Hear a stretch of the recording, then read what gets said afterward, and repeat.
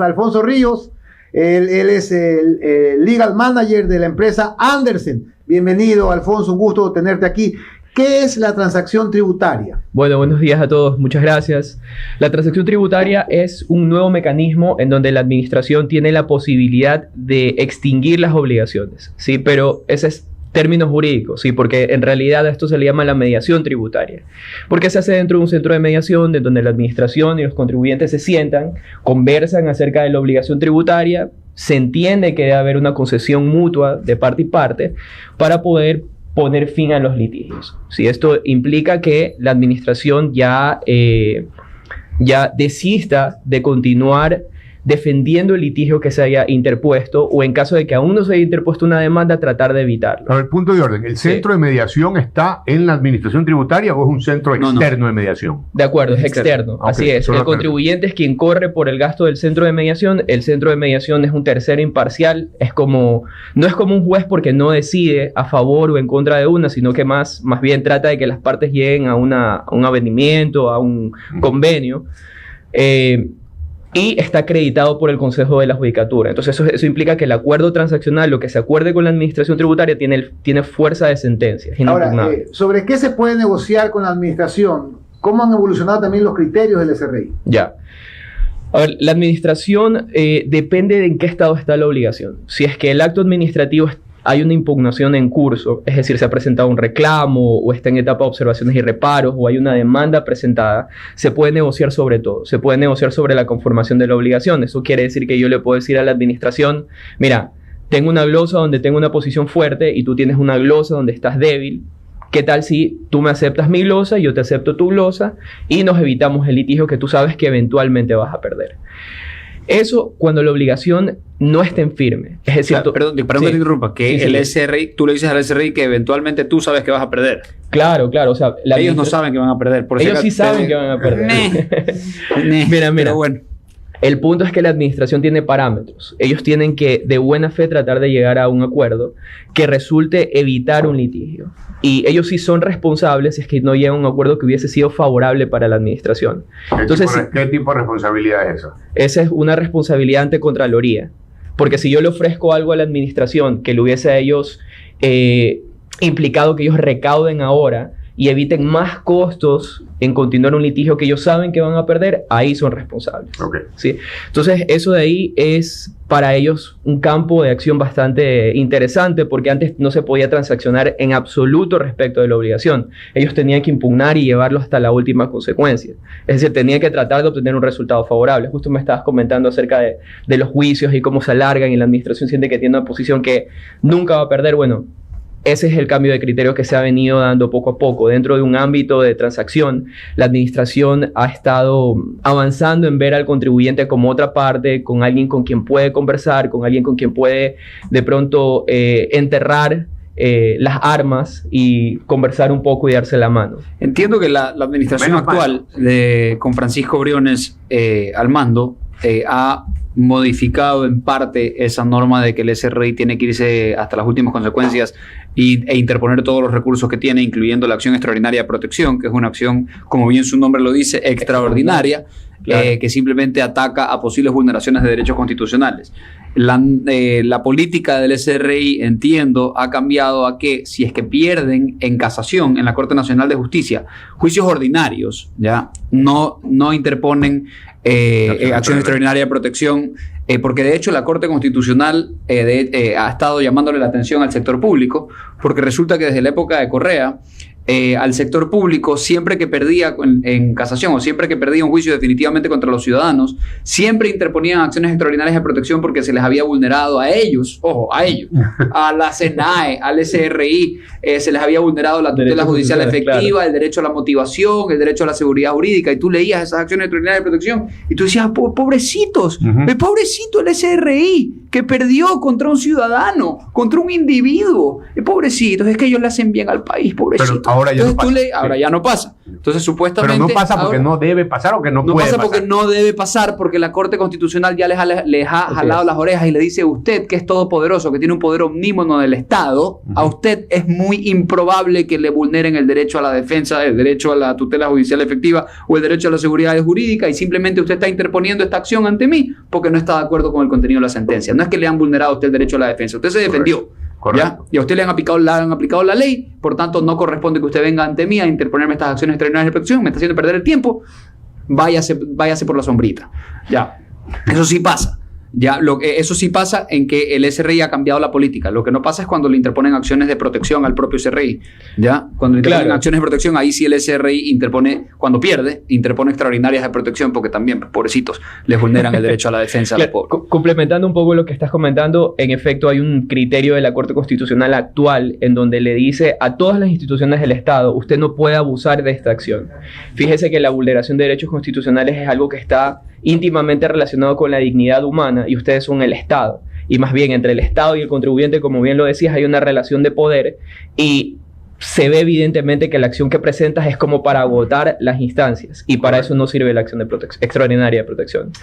Ahora, volviendo a la mediación, sí. te hago una pregunta, sí, que de eso porque ya vamos a las deducciones. Ya vamos a las deducciones también, pero volviendo a la mediación, para que el SRI o cualquier institución pública pueda transaccionar, es decir, pueda estar de acuerdo, necesita lo que hay de la Procuraduría General del Estado. Así es. El punto es que si es que la cuantía es superior a $20,000, entonces necesariamente tiene que haber una aprobación por parte de la Procuraduría. Entonces es todo un proceso, porque hay una audiencia primero donde se hace la proposición de mediación con la administración, se escucha en otra audiencia cuál es la contrapropuesta de la administración. Puede haber incluso mesas técnicas donde se revise la información en conjunto con las personas que están a cargo del tema en la compañía, los asesores y el SRI.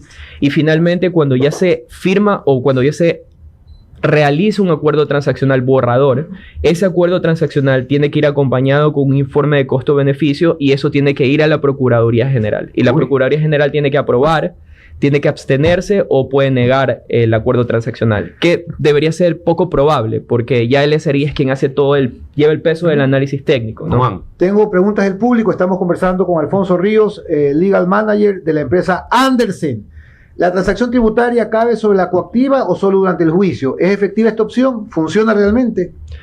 Ya, yo diría que en efecto sí es efectiva. Cuando yo estaba en yo trabajé en algún momento en la administración tributaria, y yo recuerdo que yo a veces tenía que poner recursos de casación de sentencias del 99 que estaban en sucres, y las cifras que dice el Consejo de la Judicatura es que hay algo así como 22,000 juicios en cola de CPC y COGEP, y que en conjunto son $5,000 millones casi, ¿sí? Entonces, cuando nosotros vamos a juicio con COGEP, implica 1 año en primera instancia, 2 años a 2 años y medio en casación, y la administración siempre casa, mientras que la transacción debería ser algo así como alrededor de 1 año. Entonces, en ese sentido sí es eficaz, porque si alguien está corriendo con el riesgo de que se le acumulan intereses dentro de un juicio donde puede ser que él pierdan, mejor me doy la mano con la administración, nos partimos la diferencia, me ahorro algo de dinero y termino el tema ahí.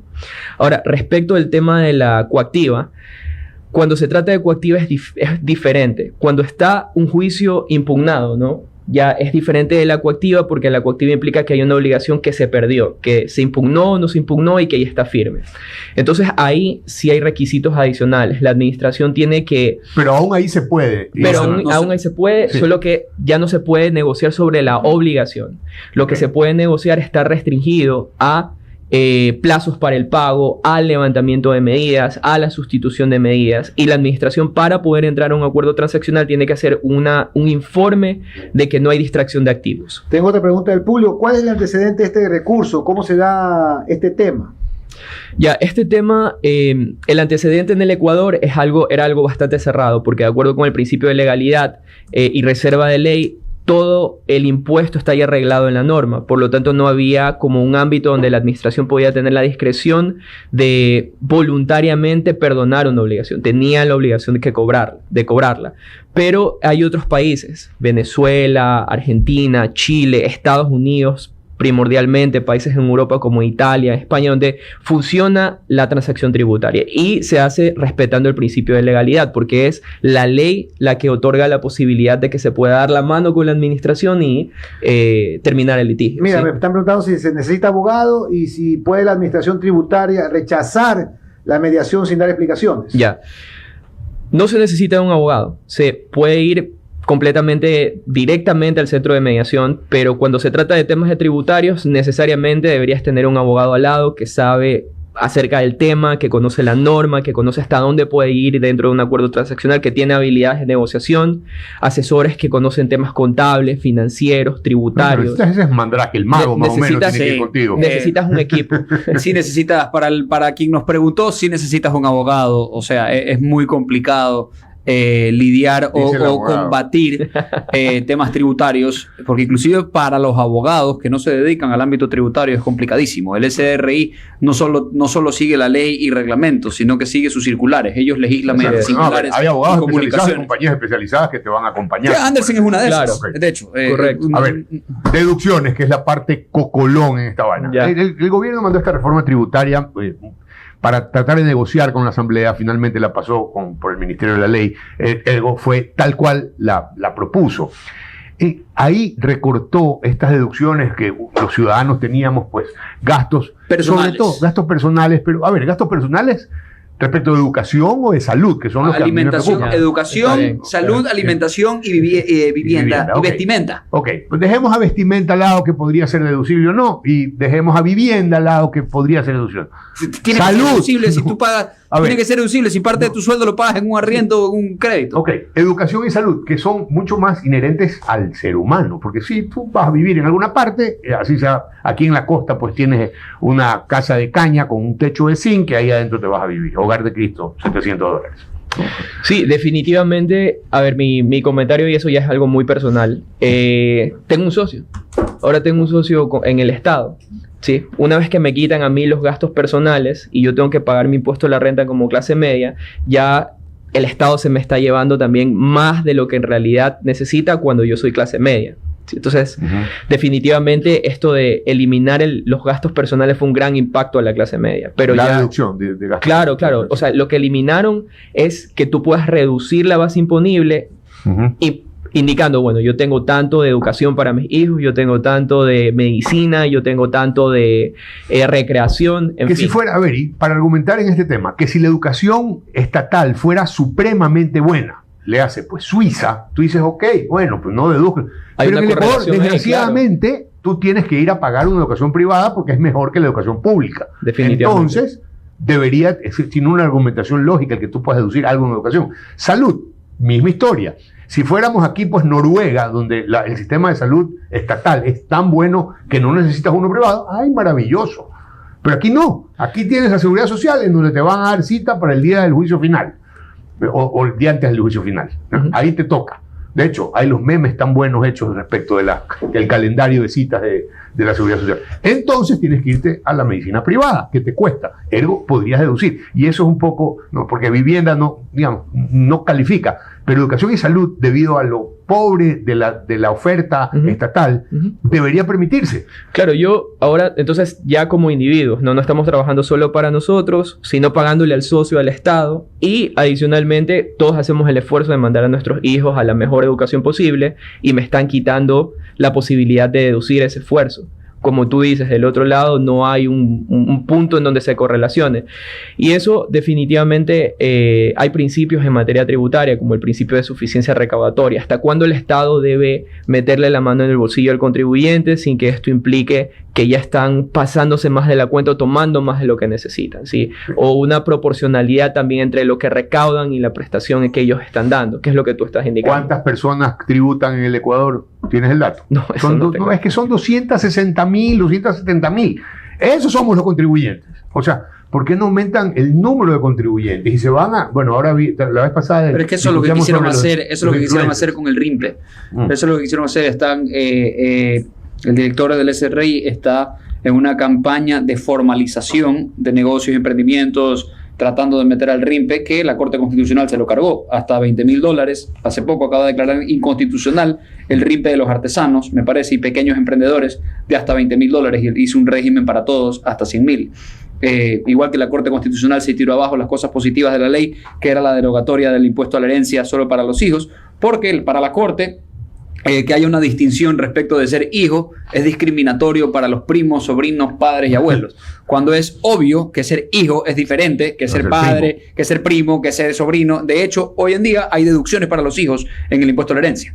Entonces, según el criterio de la Corte, eso sería también discriminatorio, porque los hijos tienen que ser iguales a todos. Pero en fin, respecto a las deducciones, yo sí creo que se le pasó la mano se pasó la mano en la ley. Y eso hizo que las retenciones para quienes están en relación de dependencia se aumenten, porque tienen que retenerte todo lo que corresponde a tu impuesto según la renta, y tienes un máximo de rebaja. Ya no son deducciones, son rebajas a la base imponible que llegan hasta $1,000 y pico si tu base imponible es menor a $24,000 anuales, y si es mayor a $24,000 anuales, lo único que puedes deducir son $500.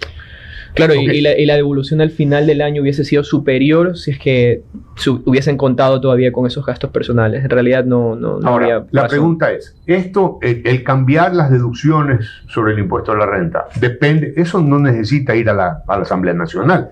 Esa vaina es una decisión simplemente del Ejecutivo, es decir, señores, creo que nos extralimitamos y vamos a aceptar hasta, y no digo que volvamos a los $14,000 de antes, pero que vayamos a $4,000, a $5,000 de deducción anual. O sea, claro. ¿Podría ser posible? O sea, en este caso fue es un decreto ley, ¿sí? Y la razón por qué es decreto ley fue porque pasó por el Ministerio de la Ley, porque la Asamblea no aprobó dentro del término que establece la Constitución. Pero como todos conocemos ese aforismo, en el derecho se deshacen las cosas como se hacen, implicaría una reforma a esa ley para que pueda ser modificada. Pero vía Asamblea igual. Vía Asamblea de todas maneras, claro. El decreto tiene con iniciativa del ley. presidente. Con iniciativa del Terán presidente. dice, esas medidas están hechas para aumentar la recaudación, pero a mi criterio están mal dirigidas, atacan a la clase media. Sí, definitivamente. Es justamente lo que estamos conversando ahora. Bien, bueno. Sí, seguimos, hay una pregunta más del público, espérate. ¿Qué pasó con la conciliación? Dice aquí. La conciliación es un mecanismo también donde se puede llegar a transaccionar con la administración, y eso se hace frente a un juez. Entonces, dentro del instructivo, la administración tributaria, porque ellos emitieron un instructivo en julio de 2022, ya negaron la posibilidad de que se haga frente a un juez. Entonces, necesariamente siempre se tiene que ir a un centro de mediación. Eso naturalmente implica el costo del centro de mediación y que no tengas la posibilidad de solucionar tu tema una vez que presentas la demanda ahí, justamente frente al juez. El costo de los centros de mediación aproximado, ¿tienes idea? Ya, de acuerdo con el Consejo de la Judicatura hay una tabla. Ellos no se tienen que regir por esa tabla. Esos son los mínimos que deben cobrar, porque naturalmente eso se tiene que reportar al Consejo de la Judicatura, pero ellos pueden cobrar más o pueden ajustarse dependiendo de cómo se dé el proceso de mediación. ¿Y estos límites son porcentuales respecto del monto de reclamo? Así es. ¿Hay porcentajes respecto del reclamo? Así es, son rangos, digamos, $1,000 a $3,000 hasta $20,000 de cuantía, y así va aumentando. Pregunta del público, ¿cuándo se actualiza el catastro del RIMPE?